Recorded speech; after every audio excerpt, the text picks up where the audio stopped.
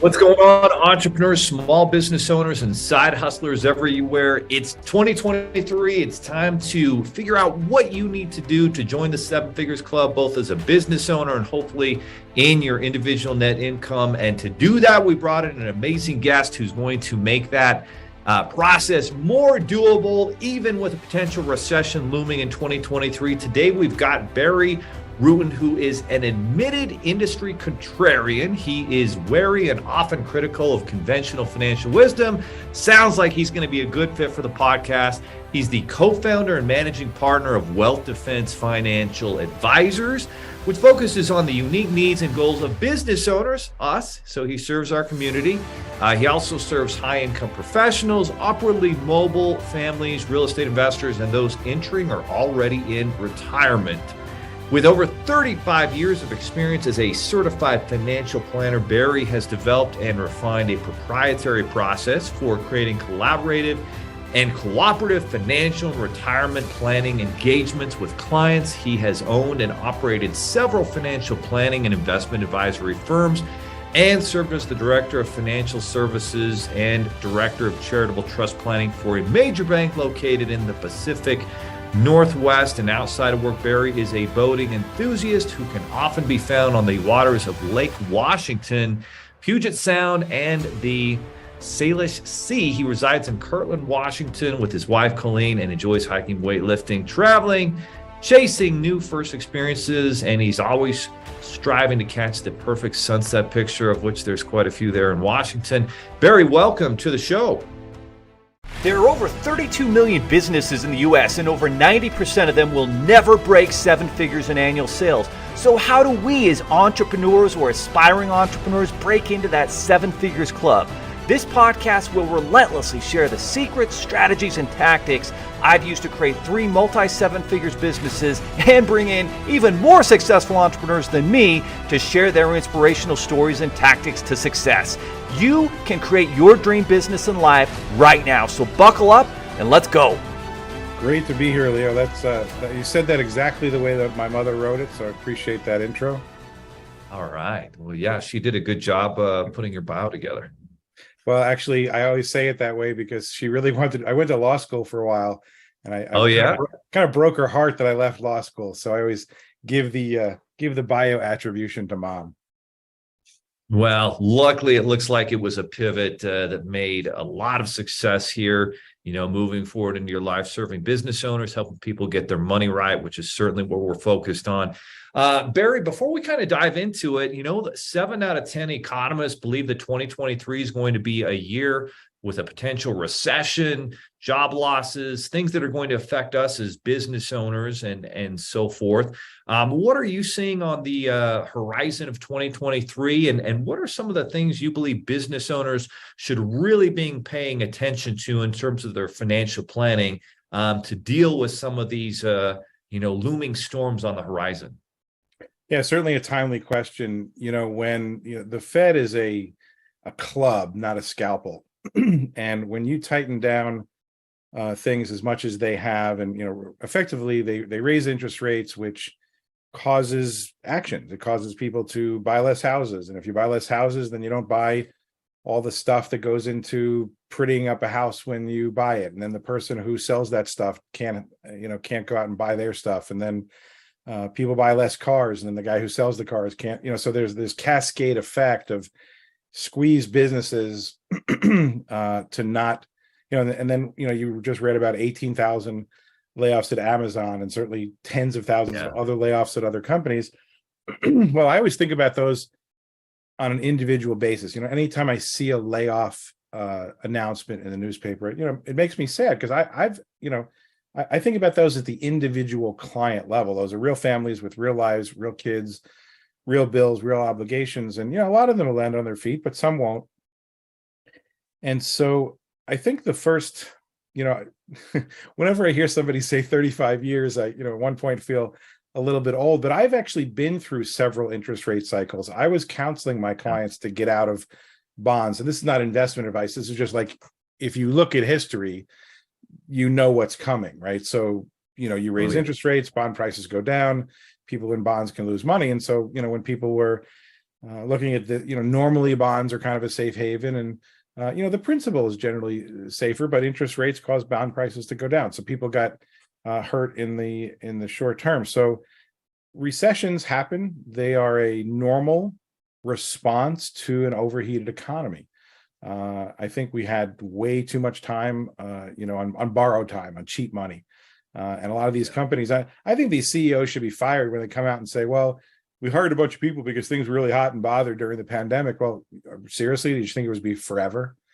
So I think we need to take some personal responsibility for protecting ourselves. I always say there's two roles that a financial advisor like myself performs.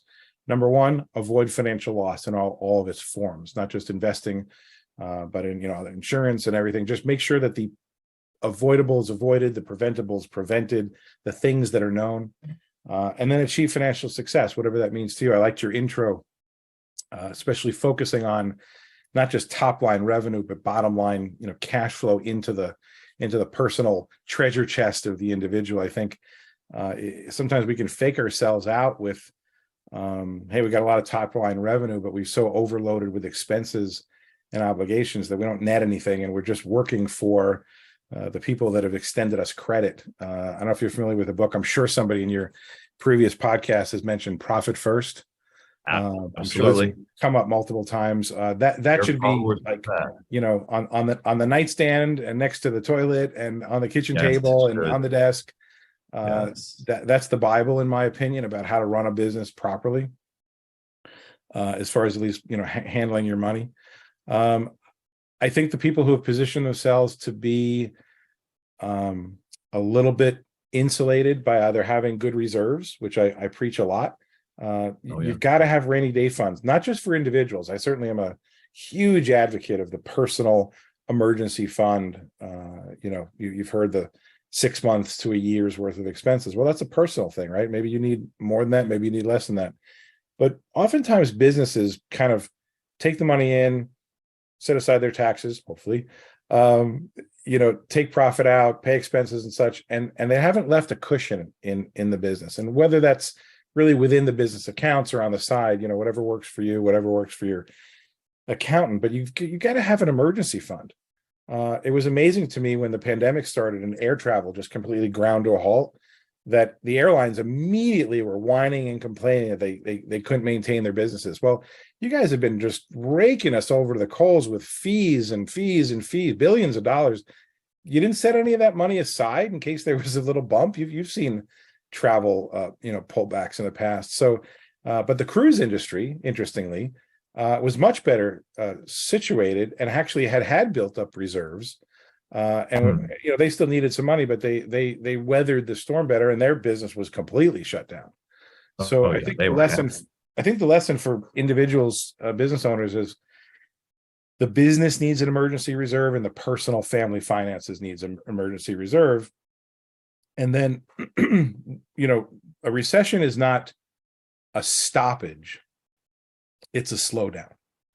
And I think the question is, how do you position yourself so that whatever you're selling, offering, providing, your product or service seems more essential, or you may need a pivot in the short term to keep the revenue flowing. You may really, I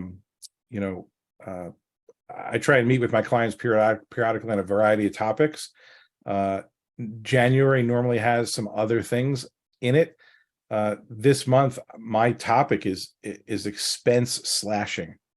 What's unnecessary at the business level that you've been paying for that you're not using, at the personal level, the famous, Hulu subscription that you never used, how to cut expenses, but you can only cut expenses so far. So then you have to go to top line revenue, and how do I increase my top line revenue? And how do I get creative? I think the people who survive these kinds of things are creative, and they are valuable to the people. So for example, you may have listeners that have relationships with other vendors. I'll give you a perfect example. This is the strategic joint venture. Entity A has one customer list. Entity B has another customer list. Why can't they exchange offers to their respective lists if they're in complementary or even non-complementary businesses, right? And so, I've always believed that in a business, the value is in the customer list. most businesses dramatically underutilize that customer relationship. It's a relationship of one transaction or one topic or one product, and I think those can be really expanded on. So my biggest recession survival recommendation for business owners is the strategic use of your customer base to generate more revenue, or not necessarily from within your business, but within the business of somebody else, and then share that revenue, right? So that's business they wouldn't normally get. So if I can drive another $100,000 to another business, we may have a revenue sharing arrangement. So I think getting creative on that level can be really helpful. Yeah, no question. Strategic partnerships are one of the most powerful ways to keep your business running. And a lot of the time, it just takes some effort to reach out and connect with those strategic partners. And if it can be strategic and they're benefiting and it's a new additional stream of income, then they're significantly more motivated to do that. And that's really how we built 95% of our business, is by helping those business consultants, coaches, trainers whose clients need financing. Let's get them into our programs, help their clients. Everybody wins together. And so I think that's a big part about it. And so as we have this potential recession coming and slowdown, there's this important factor that you need to have money set aside to deal with these slowdowns. And what do you think are some of the main reasons why a small business owner may not have done that, may not have the money set aside? Well, I think it goes back to, number one, it goes back to the profit first idea that, are you seeing your money kind of at the top of the funnel? Excuse me. And then where is that money going? And I think what happens is, especially when we start up a business, there seems just to be a lot of money that goes out. We just kind of get into this habit of sending money out and obligating ourselves to everything from, rents and leases and payroll possibly, and marketing expenses and such. There's a very well-known 3-word phrase in personal financial planning, and that's pay yourself first.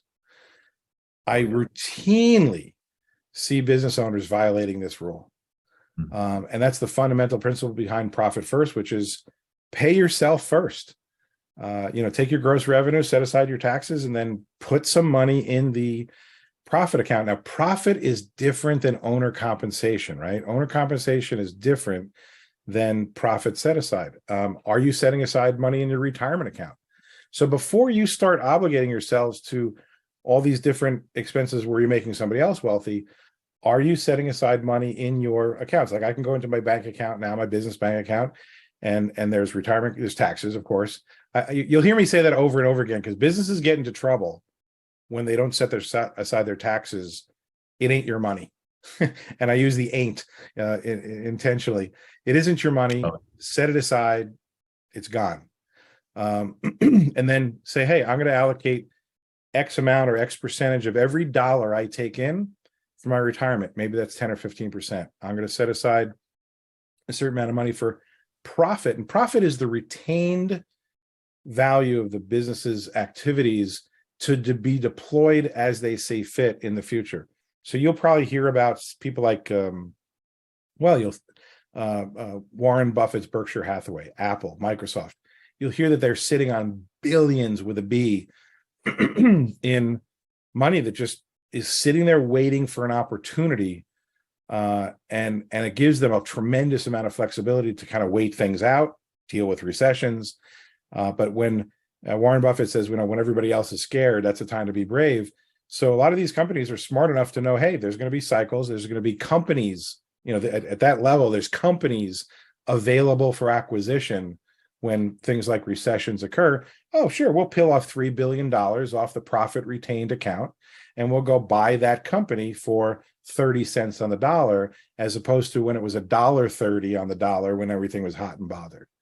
And so I think it's the same thing for the individual business owner. What have you retained to then take advantage of and capitalize when opportunities present themselves? And I think it's about being strategic and recognizing that there's going to be good times and bad times. Always, we go through cycles. And then at some point, it's about the value of the business, right? If we don't have retained profit, it's really kind of hard to say that there's a value in this business other than it being a conduit for transactions.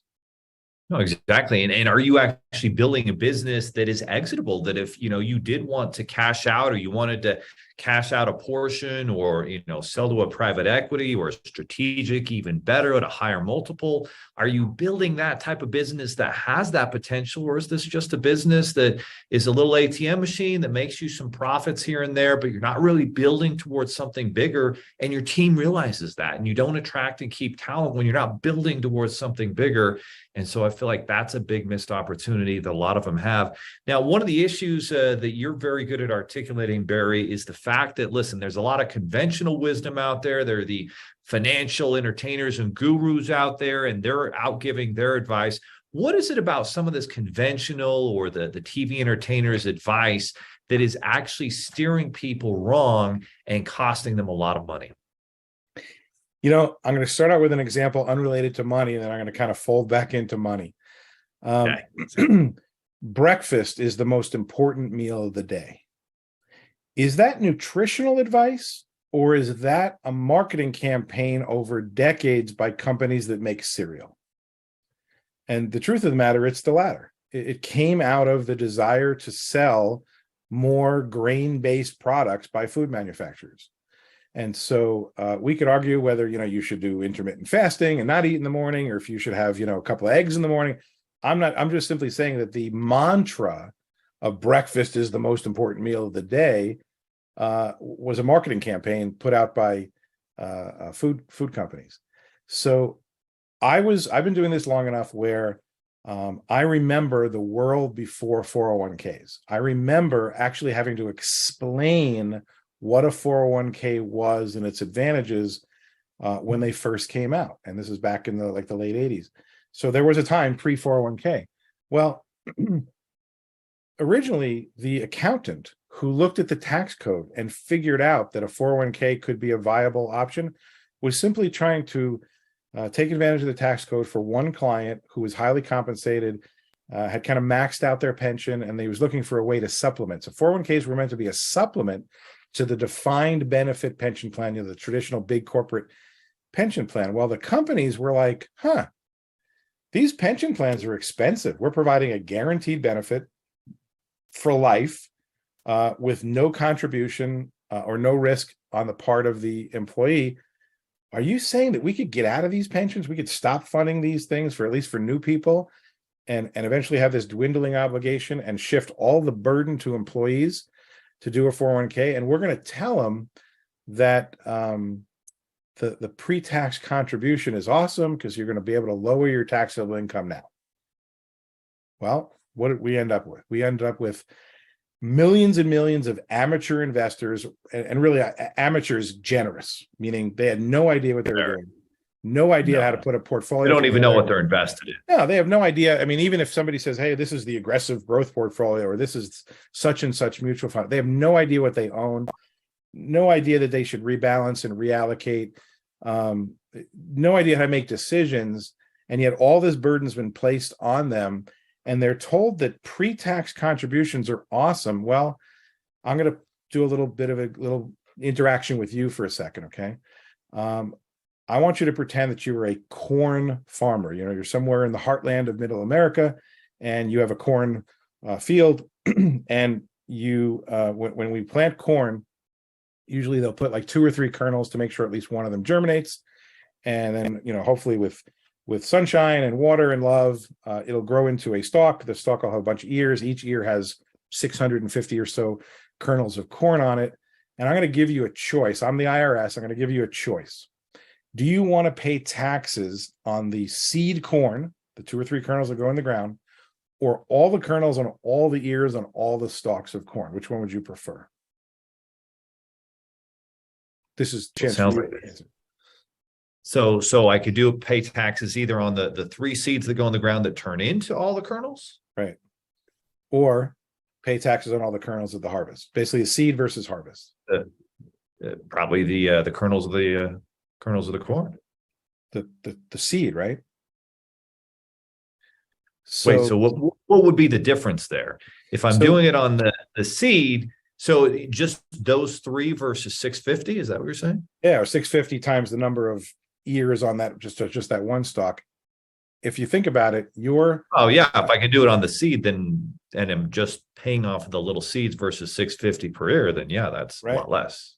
But how are most, well, all 401ks, IRAs, and self structured? Are you paying taxes on the seed or the harvest? The harvest. The harvest. Okay.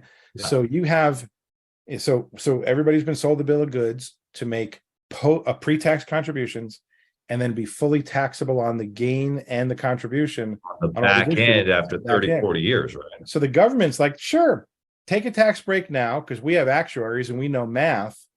We will have trillions of dollars of money coming out 100% taxable at an unknown tax rate in the future. So everyone in a 401k right now has an obligation to pay the government some portion of that money. So when you look at your 401k statement, you do not know what your actual ownership stake in that is. So if you had $100,000 and taxes were 25%, you own $75,000. But if taxes were 40%, you own $60,000. It's an unknown future obligation because you made pre-tax contributions with then obligating yourself to post distribution fully taxable. But what if you could pay the taxes? So no matter what the age is, so Barry, when I get to be 59, 60, 65, there's no tax break there, right? It's still, when I start to withdraw, it's whatever tax bracket I'm found in. There is no tax-free money.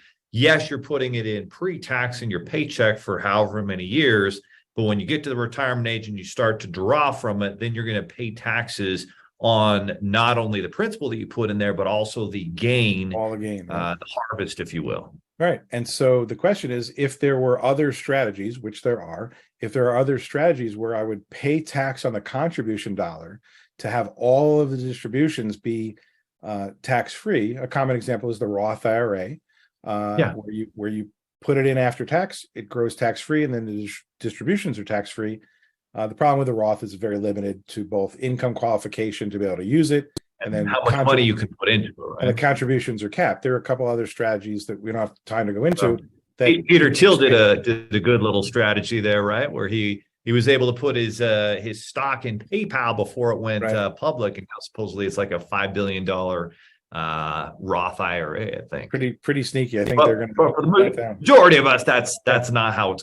So that's a good example of where the conventional wisdom is both benefiting the employer by them not having the defined pension payout obligation. All the investment risk and management is placed on the employee, and the tax structure isn't necessarily advantageous. So the conventional wisdom is work hard, contribute to your 401k, work for 35 years, and you'll have some money. And the reality is most people's 401ks have just lost, 25, 30%, 22%, whatever. And it's going to take a lot more return for those to come back. So, like I said, if you're just following the conventional wisdom is set up to benefit the people who put it out there, not necessarily the people who are using and utilizing it. The 30-year mortgage is like the classic example of, how much money is going to pass through your hands to, own that home, and how much money you're going to pay out over interest over time, to own that. And they say, well, the bank's like, oh, you should pay extra every month. And I'm like, okay, so basically the bank took in savings, I'll say this generally, at 0.5% or 1% or whatever. They're lending it out at, then 4, 5, 6, 7 now. So they're making that spread. And what they're saying to you is, pay your loan back faster. Why? Because they want the principal back to turn around and lend the money back out again. So they can cycle and cycle and recycle. And, you're an expert on lending. The question is, if your goal was to pay your house off in 15 years, you could send that money to some account of your own that you own and you control.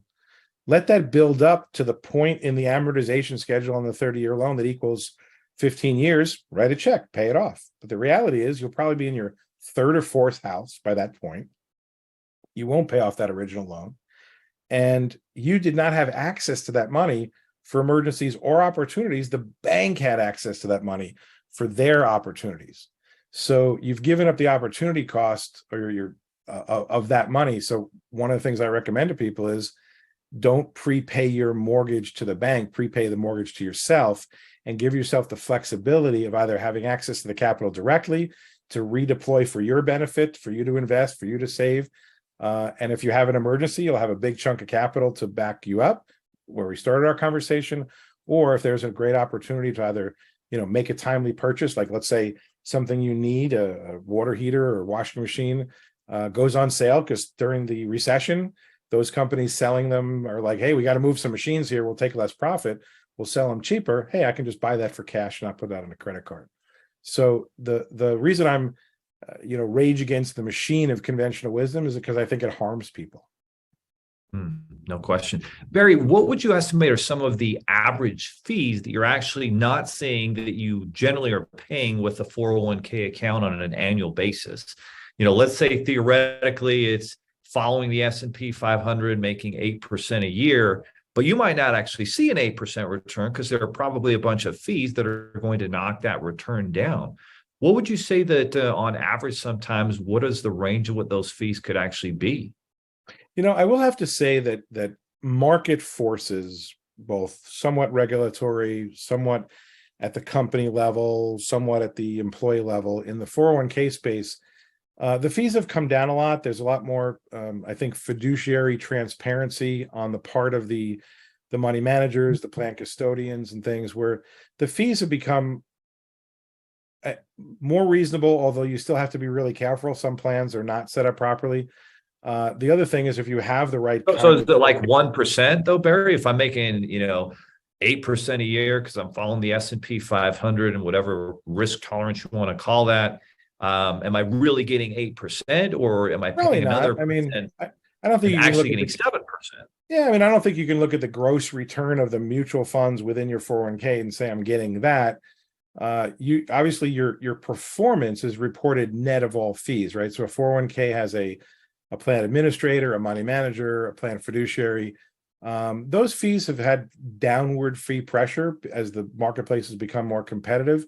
But I think you don't want to just look at the underlying funds and kind of look at what a website tells you earn, because there will be some money coming out.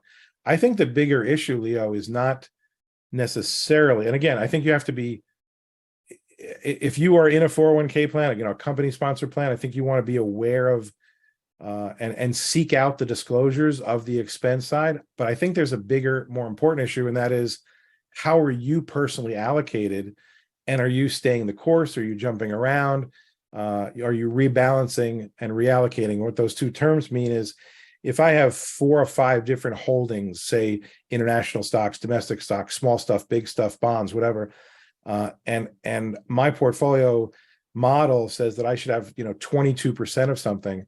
Well, in every year, some stuff's going to go up and some stuff's going to go down. If you stay what you're trying to do is stay within a risk parameter.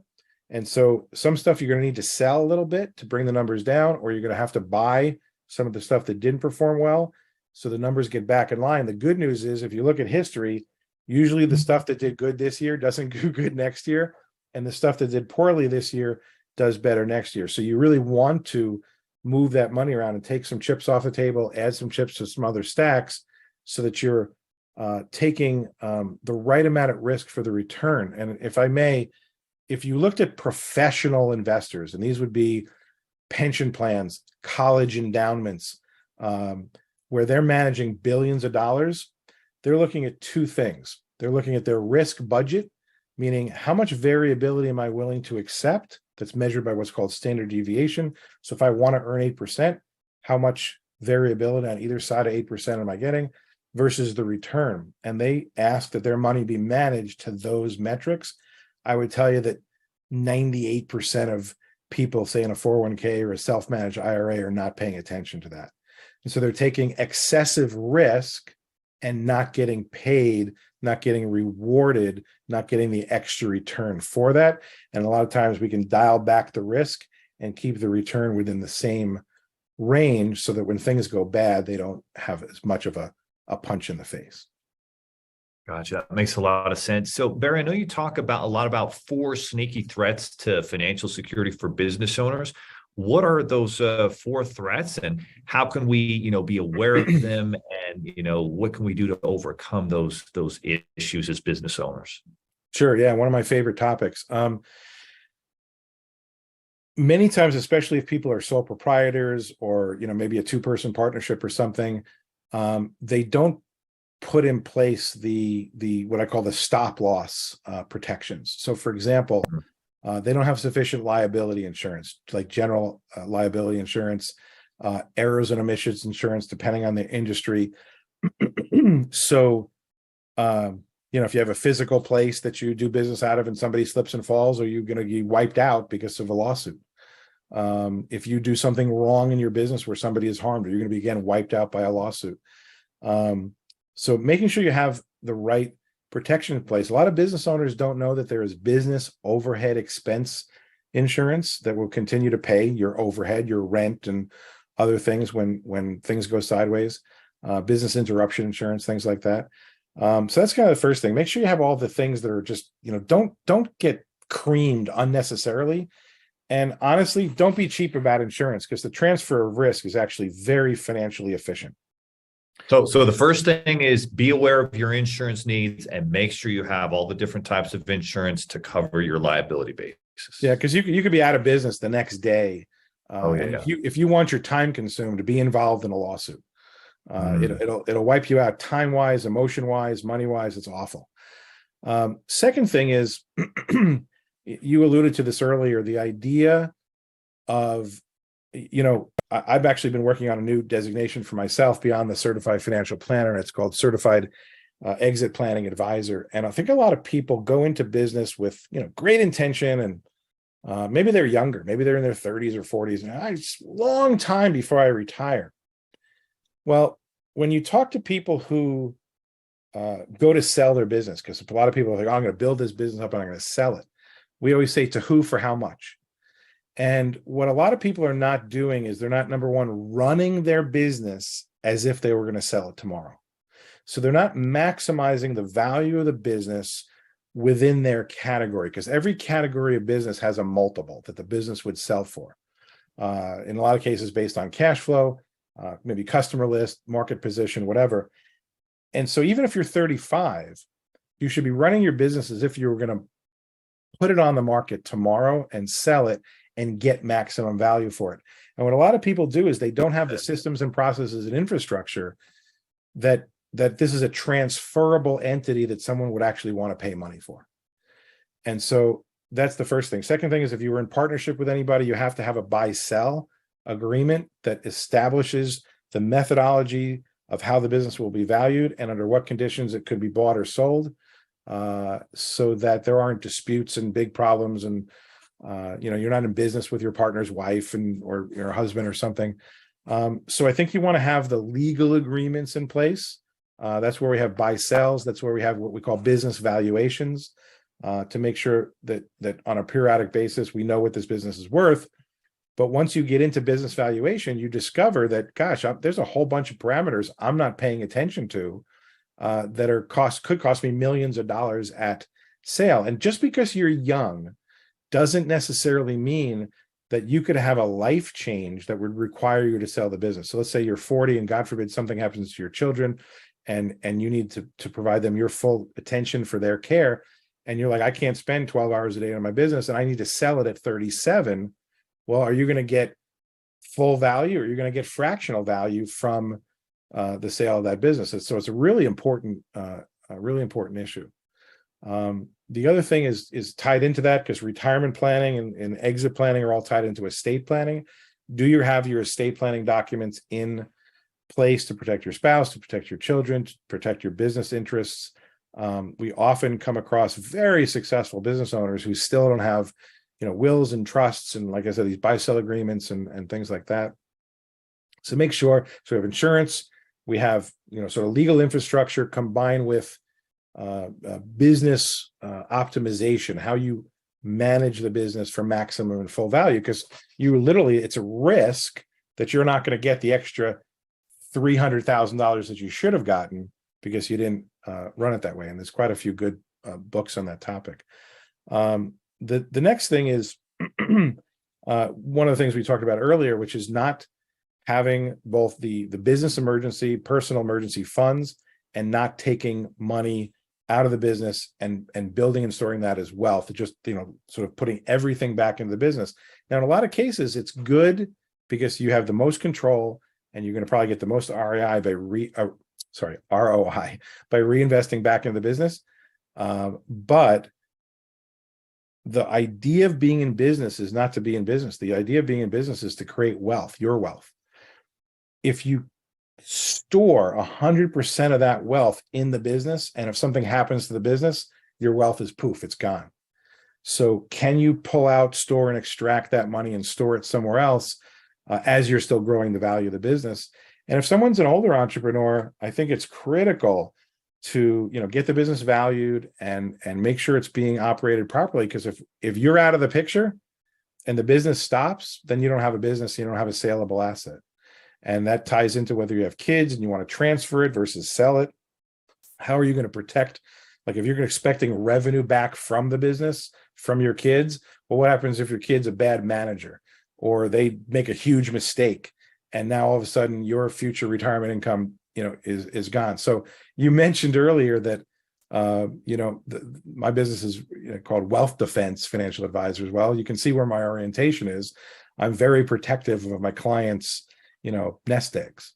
And then, excuse me, the fourth thing is in not creating a culture within your business that drives maximum revenue per employee.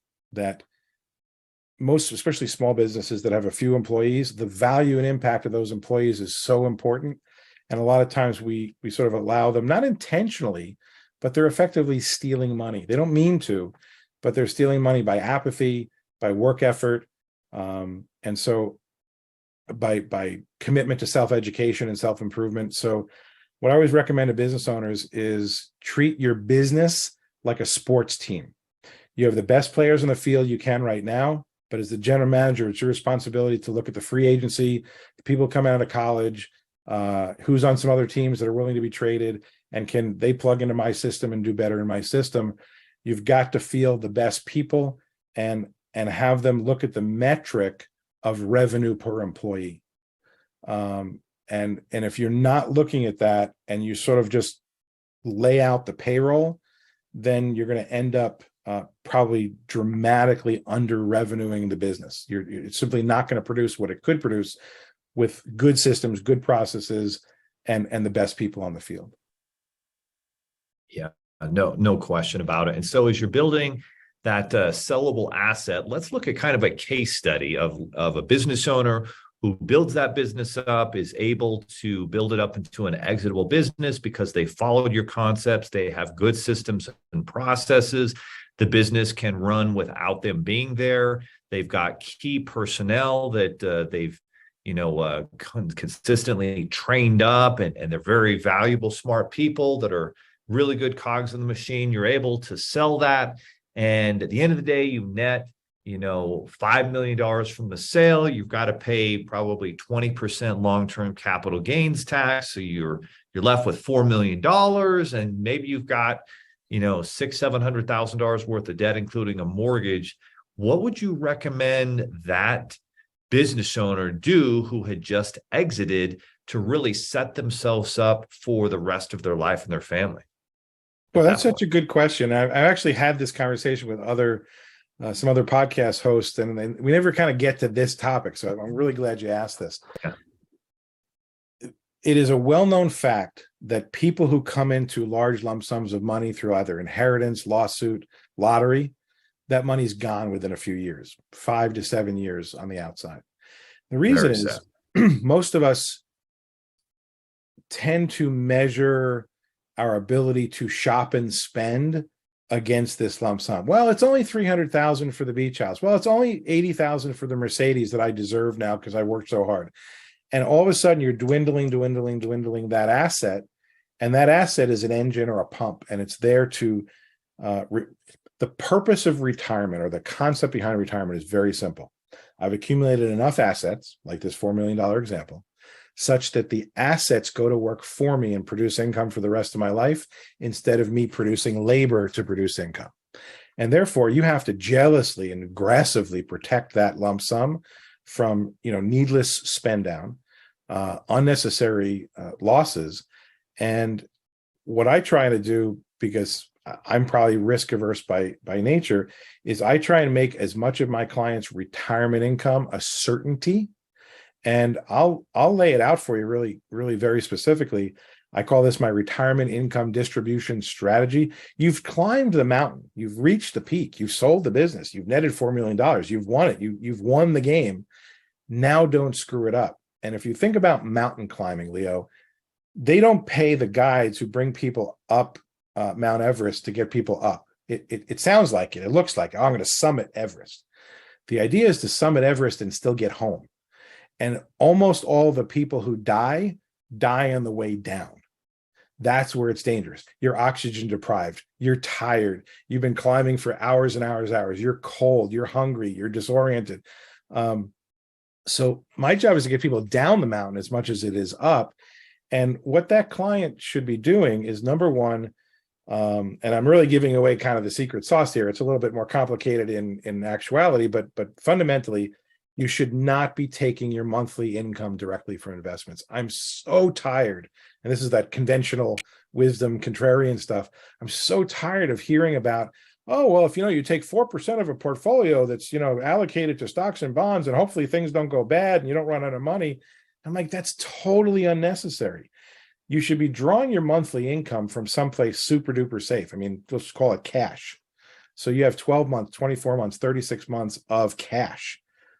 What you're doing is, as you're opening that valve in the bottom to pay your property taxes and your food and your utilities and such, we're going to have another engine, another pump, pouring money back into the top of that coffer. So we're drawing money out of the bottom of a cash bucket and we're putting money into the top of a cash bucket with a tool that's just designed to safely, without fail, replenish that money. We'll call that an income generation tool. And then we usually only need to use about half the remaining money to do that. We can take the other half and send that money out into the long-term future for our inflation fighting, to grow our money, to keep pace with inflation. But if I can get you out from 65 to 75 with absolutely zero risk, because we call that sequence of returns risk, right? What if somebody retired right at the beginning of 2022 and 25% of their assets are gone on paper, and I'm selling a declined portfolio at the worst possible time? I am way more likely to run out of money. But if you took that monthly bill out of your checking account, no impact at all. And so what I'm going to do is I'm going to use that income generation tool to replace my cash account, and then I'll use my long-term investment account to replenish the income replenishment tool. And it's basically a 3-part strategy, so that my goal is to maybe do 2 cycles of that and then set that person up with a lifelong income plan. And they are never going to watch the news. They are never going to worry about what the Dow did today. Who cares, right? And so why go through 30 years of building a business and then spend the next 30 years being stressed out in some high risk, I hope your portfolio does X and doesn't lose Y kind of strategy? I think that's crazy. No question. So what's an honest, annual ROI target? If I had $4 million and I work, with someone like you who can help me make smart decisions with it, what should be my goal or target of income generation from that $4 million on an annual basis? Well, it's interesting. There used to be what was called this 4% rule, that, if you had a portfolio and you took 4% a year out and maybe adjusted that by inflation, your portfolio has a high probability of, success. Well, that was designed, a couple of decades ago. It probably isn't really valid anymore. I believe that people need to shift their thinking from a rate of return, so a rate of return on your money, to a cash flow return number. How much money am I cash flowing? So for example, I'll give you one example. Like if you had $100,000, and you're pulling 4% a year out of that, but it's in a variable portfolio, you may not get that 4% a year. You may not be able to safely take it in a declining market, but there are other tools that you can use that might pay, say, 6-7% that are contractually obligated to pay that amount of money. What matters is the cash flow in retirement. What matters is cash flow sufficient to meet your needs, not some arbitrary rate of return. You getting 29% one year is great for the cocktail party chatter, but it has nothing to do with retirement income security. It's about, if I can make my world work at 5% or 6% or 4% or 7% or 3%, whatever your number is, that's all that matters. Is all we have to do is pay your bills, pay your required money. Then we want to make sure we have your fun stuff, because it's no sense just sitting there, watching TV. We want to make sure you can do the things you want to do, eat, travel, entertain, and then just keep pace with the inflation of all those things. That's really the job. So the mission in retirement income generation is very different than the mission of retirement asset accumulation. And it's really important that people switch hats and switch thinking. We spend a lot of time talking with people to get them in the right mental framework for what that second mission is, because it's not about some arbitrary, if you have exposure to a lot of loss just to have an arbitrary, some target return, we do great 1 year out of 5, that's going to expose you to a lot of risk. So there are tools where people can have, good part of the market's upside, but no downside. So when things go down, you stay flat. When things go up, you capture a good part of it. That's a good way to do it. I have found people have become much less tolerant of volatility, and volatility in markets is going up and up and up and up for a lot of reasons. And people are like, I can't ride this roller coaster anymore.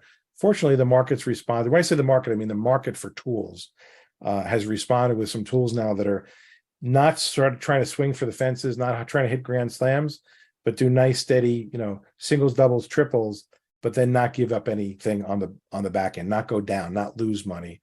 And I think a lot of people are attracted to that.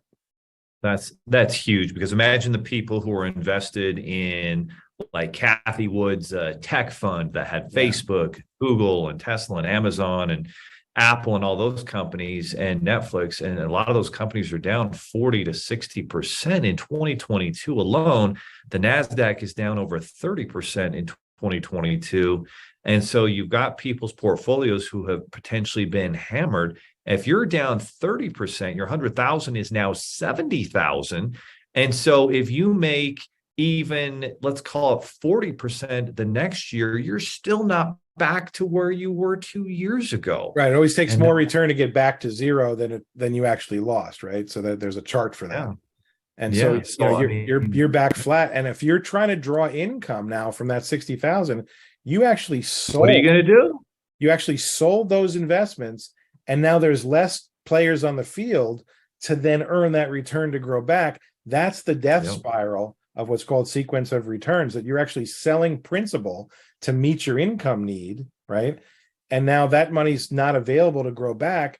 The chances of you growing back get worse and worse and worse. And that's when people literally deplete their assets to zero. And I don't think that's necessary or certainly prudent. And that is definitely something that's avoidable. But again, the conventional wisdom is, just so what are the tools? What are the tools that you want to look for then? If you're not invested in a basic mutual fund or an ETF that's following these things, what type of investment tools should you be looking for? What type of tools can they work with within your systems? So I am always very reluctant in these conversations to talk about specific tools, because number one, it's very customized to the person. Sure. And number two, it violates my, I'm very against these financial entertainers who give 30-second advice, not knowing anything about a client. But I can tell you that both in the direct investing world, we'll call it the stock, bonds, cash world, there are multiple tools that allow you to capture upside and reduce or minimize downside. On the super safe space, kind of the insurance space, there are tools that allow you to capture upside in both life insurance and annuities that let you capture upside and not experience the downside. So they say zero is your hero, right? So if the market's gone down, think about the people who have those tools now. Their friends are crying because the market's gone down 25%. They kept the same value they had the previous year. Now that money's there and available and ready to go up when markets go up, and then they capture and lock that in. And if things go down, they stay flat. And when things go up, they capture it again. I call that the staircase method. You want to go up when up is available. It may not be as high, but you still go up. You don't care, man. You work 25 years to sell your business and cash out. Like, the last thing you want is to go through what a lot of guys or gals went through the last year. And boy, now I'm down 25, 30% of that, amount that took me 20, 30 years to build out. And now I don't know what to do. And so I think that's super important. So for the audience that's listening, you're building something, you're looking to exit, or maybe you're going to be exiting in the future, or you have some money set aside, it's time to start thinking strategically what you're going to do to make that money grow and generate an income for you, and not have to tear apart the principal or get it torn apart by the market. So Barry, where can the audience connect with you to learn more about some of these tools and strategies, so that as business owners, they're not having to be in that situation where they're down 25% and not knowing what to do, like a lot of people are this year? Sure. This is very simple. They can just go to WealthDefenseGroup.com, WealthDefenseGroup.com. There'll be some information about our philosophy and how we work with people. And then there's a little contact form where you can check off areas of interest. You'll say things like about the business valuation, about retirement income planning and things. And it all starts with a conversation to see if we're a good fit. And if we are, then we can kind of, dig deep and make sure that the strategy matches what the person wants. What I really try to do is I always say that my job is to prevent you from ever buying Pepto-Bismol or Tums. That's really the job, right? The job is to not have people just be so, because you hear and read these stories about people, exactly like you said, work their whole lives, and then they continue to use the tools of accumulation for distribution, left themselves exposed, and just it was just ruinous, absolutely ruinous. They have to go back to work.